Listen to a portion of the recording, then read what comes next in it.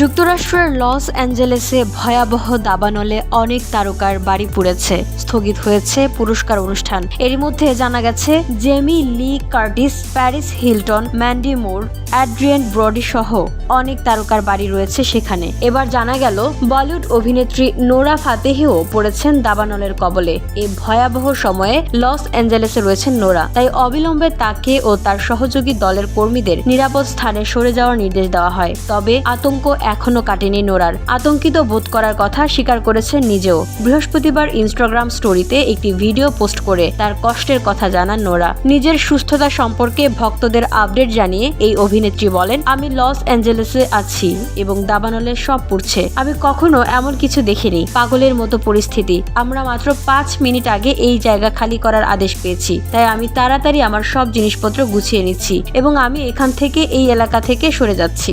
Nora আরো বলেন, আমি বিমানবন্দরের কাছাকাছি যাচ্ছি এবং সেখানেই থাকবো, কারণ আজ আমার একটি ফ্লাইট আছে এবং আমি সত্যিই আশা করি আমি এটি ধরতে পারবো।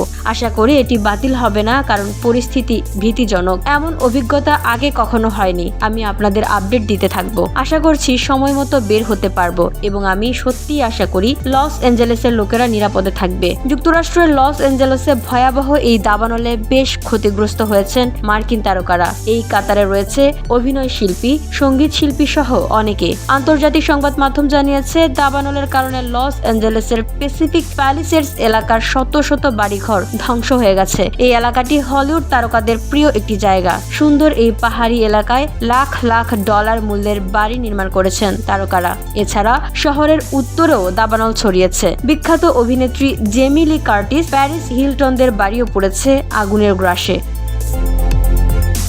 VOD Bangla news desk.